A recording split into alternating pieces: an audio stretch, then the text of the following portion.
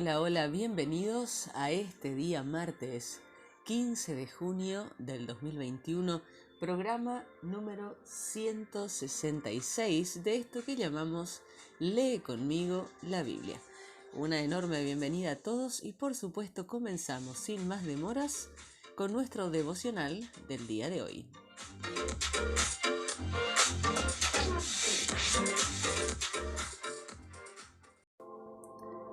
Y nuestro devocional del día de hoy se titula Cuando no entiendes a Dios. John Newton, el personaje del que hablamos el día de ayer, fue mentor de un hombre llamado William Cowper. Cowper había experimentado sucesos trágicos. Su madre murió cuando él tenía 6 años y su padre cuando aún era joven. Se graduó como abogado y aunque su exterior era una persona exitosa, padecía una grave depresión. Cuando solicitó un puesto administrativo en la Cámara de los Lores, que implicaba pasar un examen formal, se sintió tan alterado por la expectativa de tener que pasar el examen que intentó suicidarse. Todo el resto de su vida padeció una enfermedad mental. Cuando era treintañero, John Newton lo animó a que compusiera himnos. Escribió poderosamente acerca de las alegrías y de las penas de la vida diaria. En 1974 sufrió un episodio severo de enfermedad mental y le impidieron casarse con Mary Ungian como pretendía. Estaba descorazonado y muy poco después escribió quizás su himno más famoso, que dice así: Dios se mueve de manera misteriosa para realizar sus maravillas. Sabemos que Dios es bueno y Dios es amor. Dios te ama y se ha revelado definitivamente en Jesús. Pero entonces lees pasajes de la Biblia que no parecen encajar con tu comprensión de Dios y también experimentas cosas en la vida que tampoco parecen encajar. A Dios no puedes aislarlo entre 4 paredes. Es muchísimo más grande de lo que jamás podrás concebir. Y algunos pasajes de la Biblia son misteriosos. Jesús declaró en una ocasión: ahora no entiendes lo que estoy haciendo, pero lo entenderás más tarde.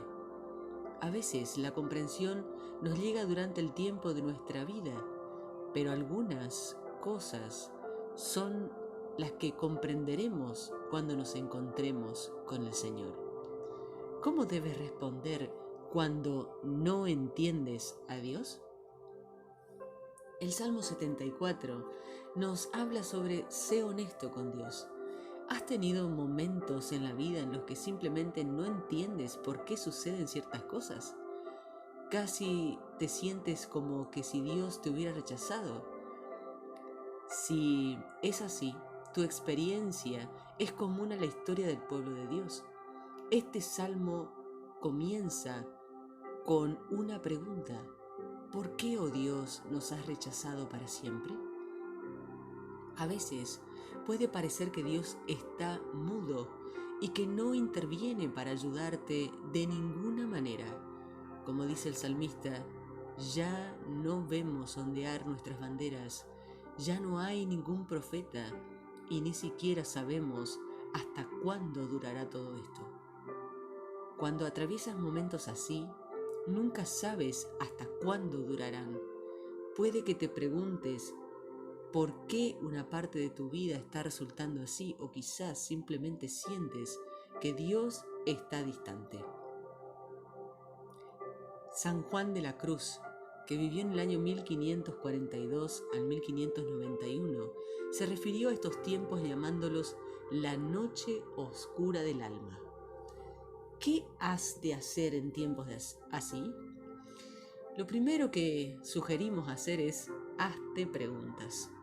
El salmista no se anda con rodeos, derrama su corazón ante Dios y le hace preguntas difíciles. ¿Por qué, oh Dios, nos has rechazado para siempre? ¿Por qué se ha encendido tu ira contra las ovejas de tu prado? Lo segundo pide respuestas.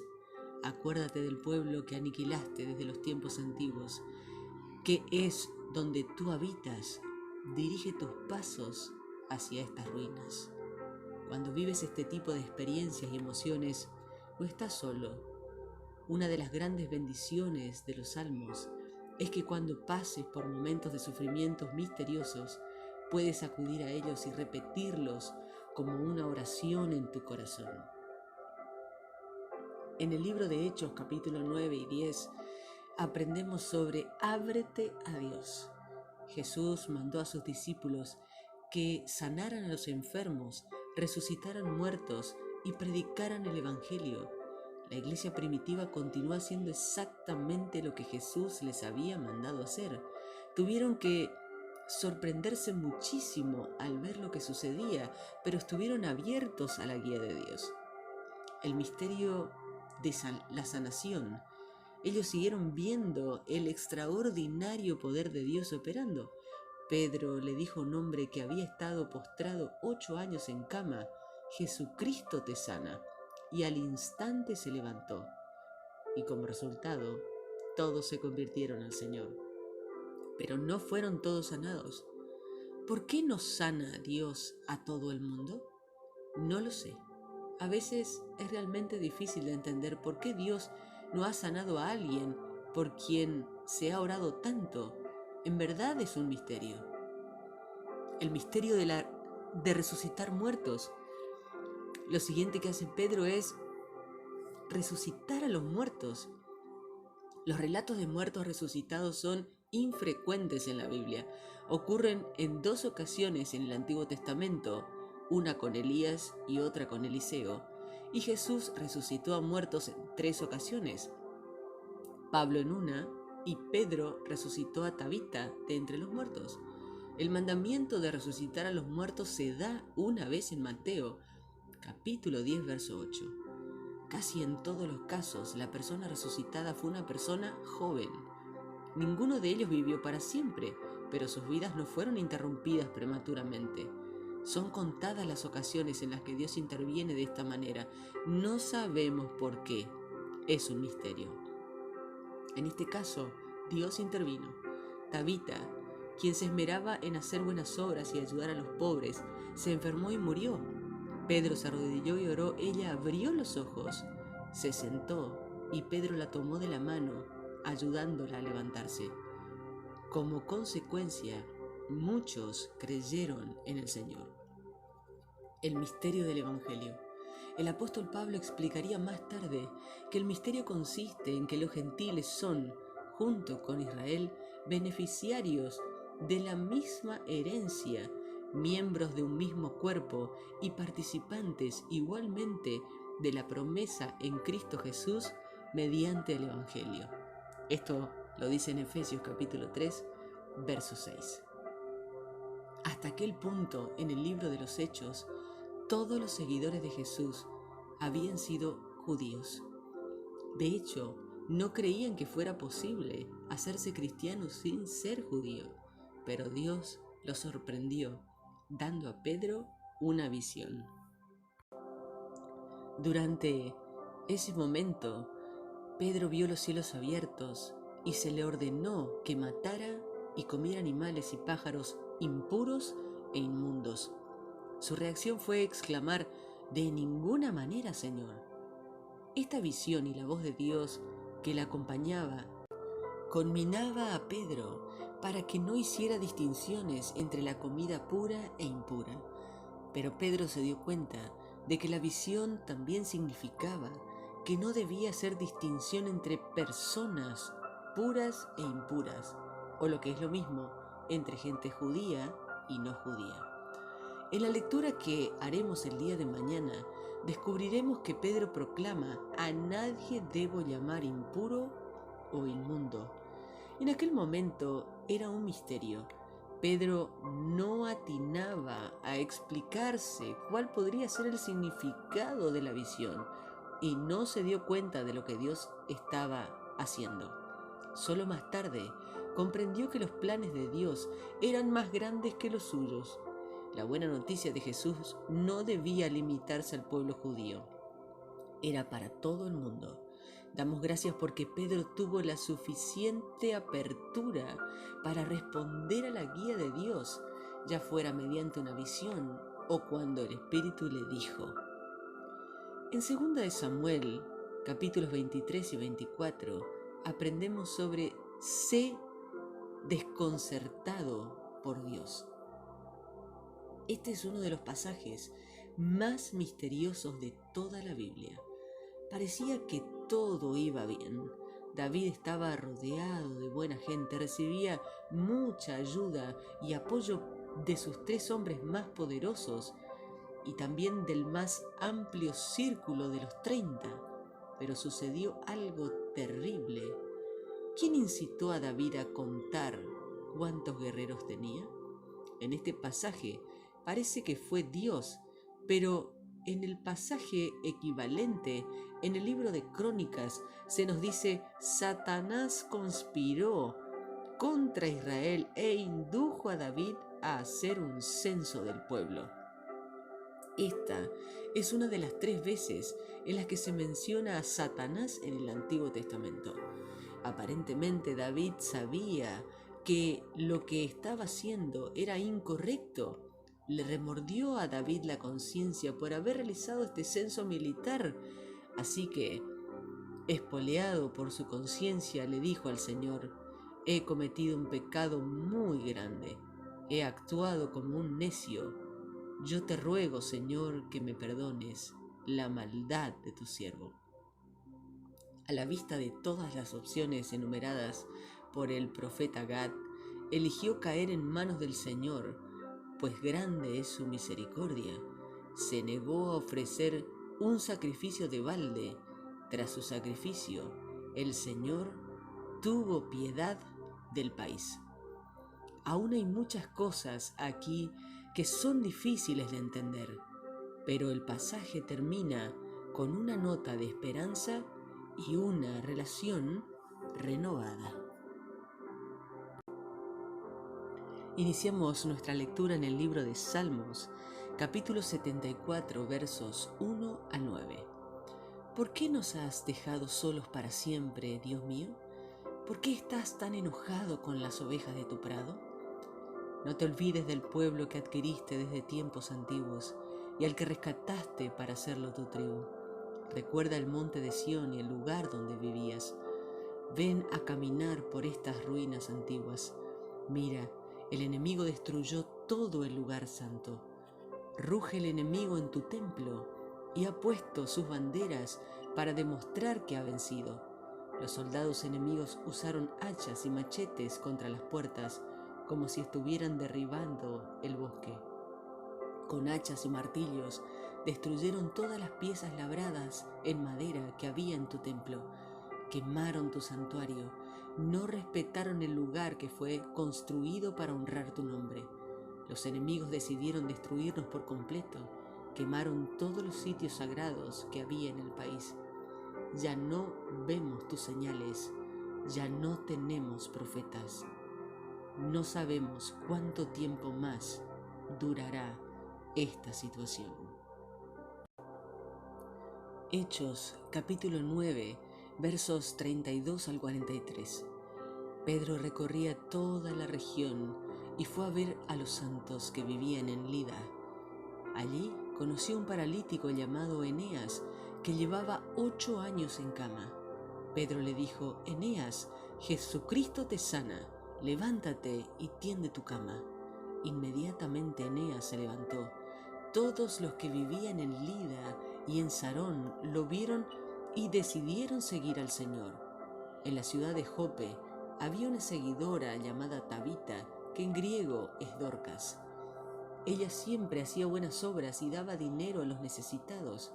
Mientras Pedro estaba en Lida, ella se enfermó y murió. Lavaron su cuerpo y la llevaron a una habitación de arriba. Los seguidores que vivían en Jope escucharon que Pedro estaba en Lida, cerca de Jope. Entonces mandaron 2 hombres para que hablaran con Pedro. Le rogaron: venga usted con nosotros, rápido. Pedro se fue con ellos y al llegar lo llevaron arriba a la habitación. Todas las viudas rodearon a Pedro llorando y le mostraron las túnicas que Dorcas había hecho cuando estaba con vida. Pedro sacó de la habitación a todos, se arrodilló y oró. Luego, volviéndose hacia el cuerpo de ella, le dijo: «Tabita, levántate». Ella abrió los ojos y cuando vio a Pedro se sentó. Pedro extendió la mano y la levantó. Entonces llamó a los santos y a las viudas para que vinieran a la habitación y presentó viva a Tabita. Esto se supo en toda la ciudad de Jope y mucha gente creyó en el Señor. Pedro se quedó en Jope muchos días en casa de un curtidor llamado Simón. Hechos capítulo 10, versos 1 al 23. En la ciudad de Cesarea vivía un capitán romano llamado Cornelio, del regimiento conocido como el Italiano. Él y toda su familia adoraban y respetaban a Dios. Cornelio daba muchas contribuciones a los judíos pobres y siempre estaba orando. Un día, como a las 3 de la tarde, tuvo una visión en la que vio claramente a un ángel de Dios que se le acercaba y decía: «Cornelio». Cornelio le miró fijamente y todo asustado le dijo: «¿Qué quieres, Señor?». El ángel le dijo: «Dios ha escuchado tus oraciones y ha tenido en cuenta tus contribuciones a los pobres. Envía ahora algunos hombres a Jope para que traiga un hombre llamado Simón, al que le dicen Pedro. Se hospeda en la casa junto al mar, que es de un curtidor que también se llama Simón». Cuando el ángel se fue, Cornelio llamó a 2 de sus siervos y a un soldado. El soldado era un hombre de su confianza y adoraba a Dios. Cornelio les contó todo lo que había pasado y luego los envió a Jope. Al día siguiente, a eso del mediodía, mientras ellos iban camino a Jope, Pedro subió a la azotea para orar. Tenía hambre y quería comer, pero mientras estaban preparando la comida, tuvo una visión. Vio que el cielo se abría y bajaba algo parecido a una sábana muy grande, sostenida de las 4 puntas. Dentro de la sábana había toda clase de animales, incluso reptiles y aves. Entonces una voz le dijo: «Pedro, levántate, mata y come». Pedro respondió: «Yo no haría eso, Señor. Nunca he comido nada prohibido o impuro». Pero la voz volvió a decirle: «No llames nada prohibido por ser impuro a lo que Dios ha purificado». Esto sucedió 3 veces y de inmediato todo subió otra vez al cielo. Pedro se preguntaba qué quería decir la visión.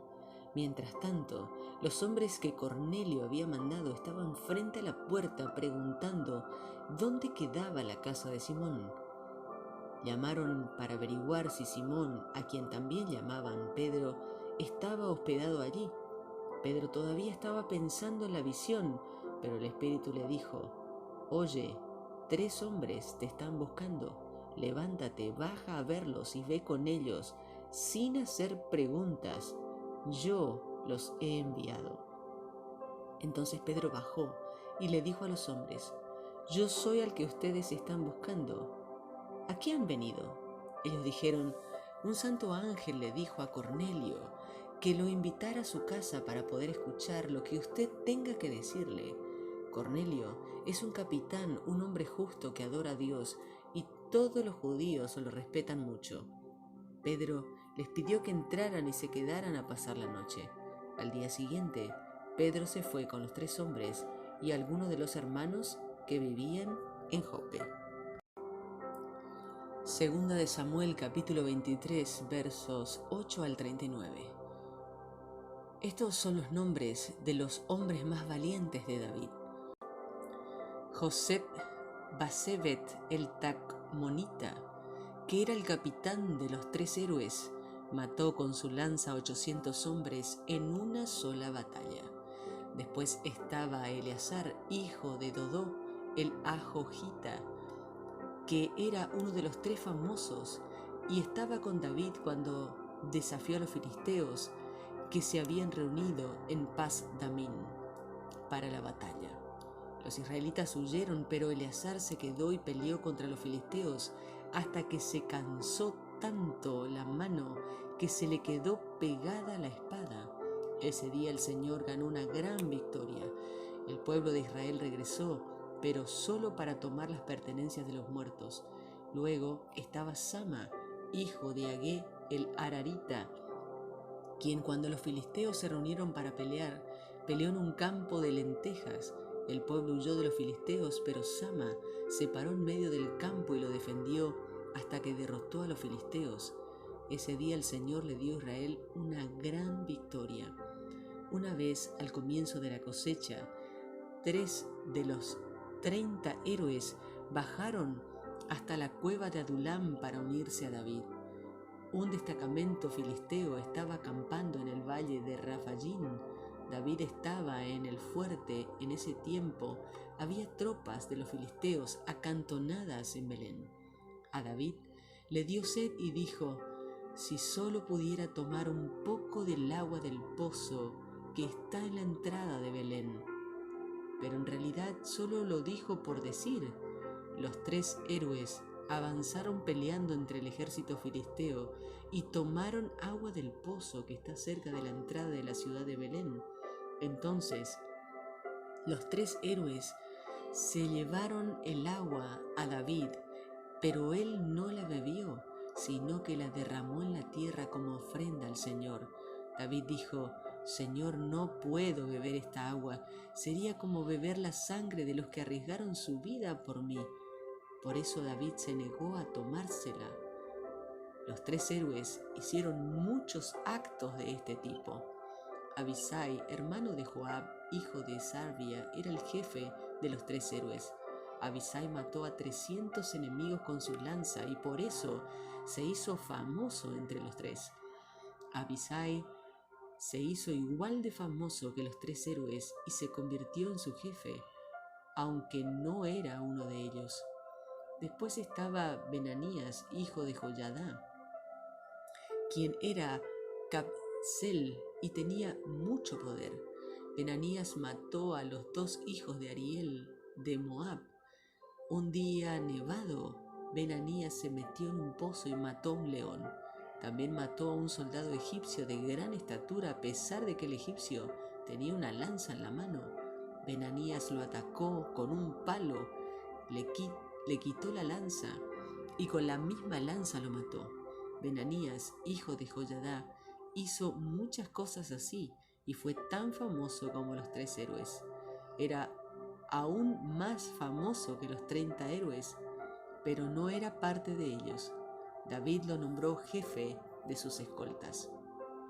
Los siguientes nombres estaban entre los 30 héroes: Asael, hijo de Joab; Elihanán, hijo de Dodó de Belén; Samaí el Jarodita; Elicá el Jarodita; Eles el Paltita; Irá, hijo de Iques el Tecoita; Ebiezer el Anatotita; Nebunai el Jusabita; Salmón el Ajojita; Marai el Netofatita; Gelet, hijo de Baná el Netofatita; Etai, hijo de Rabai de Gibeá de Benjamín; Benanías el Piratonita; Idai de los arroyos de Gaz; Abí, Albón el Arabita; Asmavet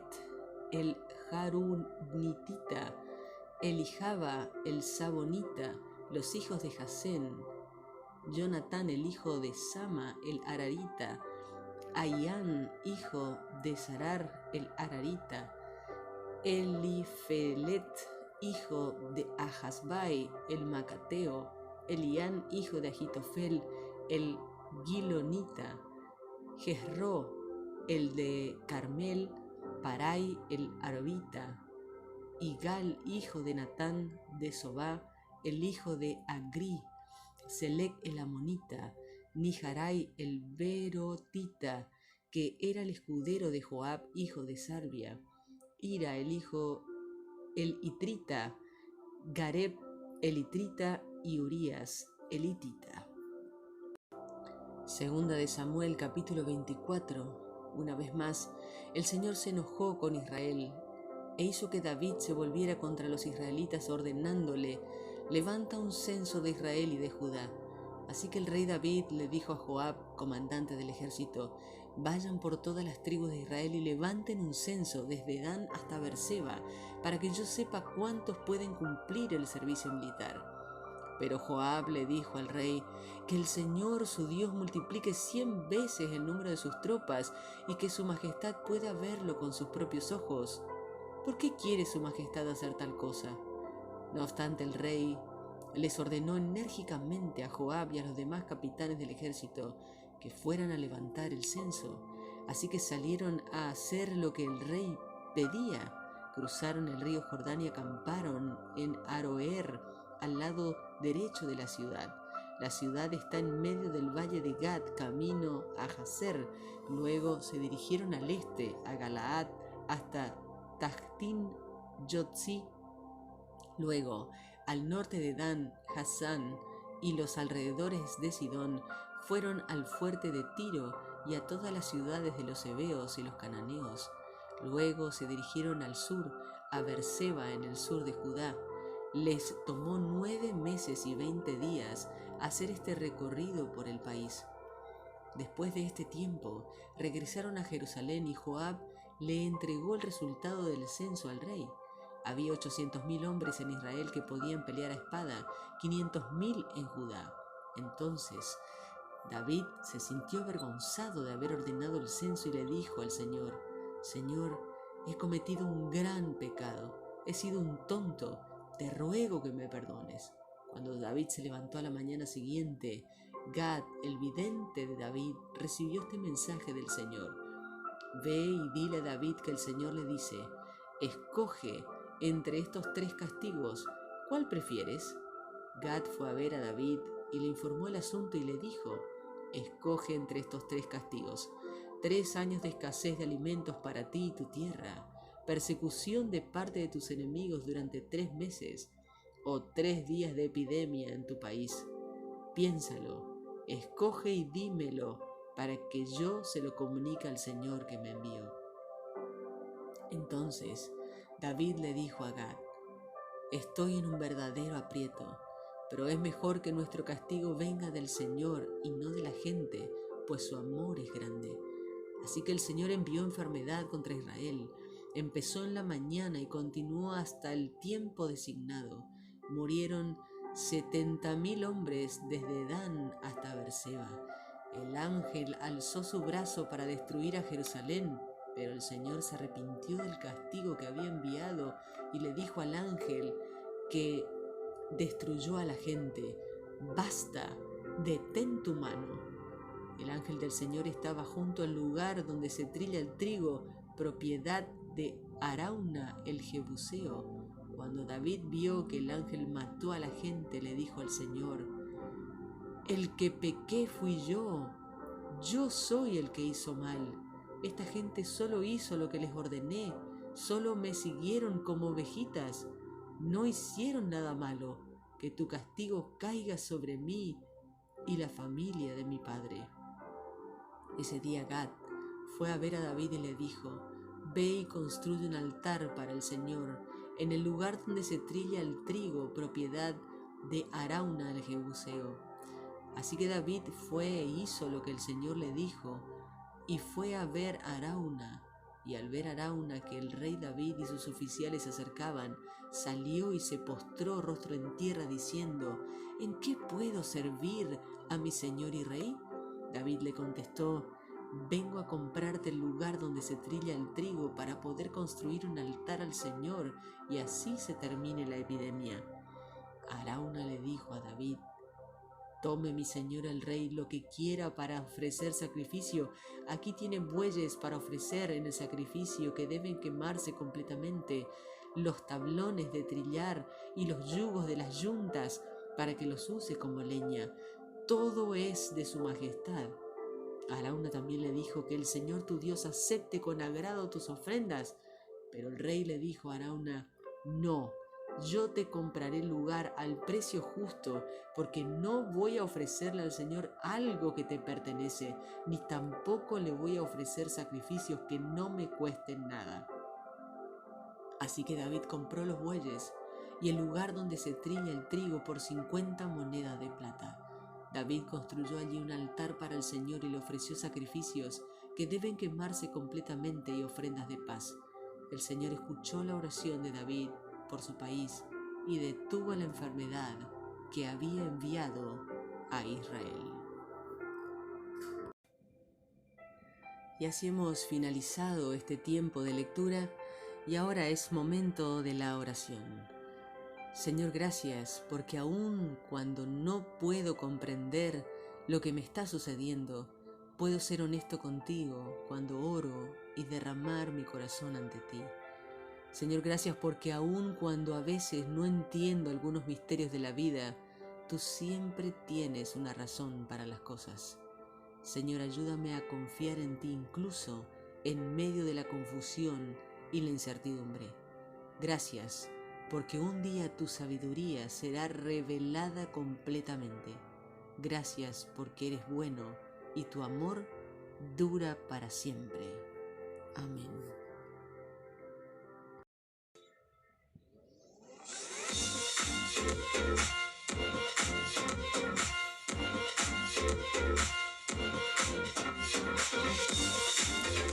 Y así llegamos al final de nuestra edición de hoy, martes 15 de junio del 2021, un día muy especial para mí.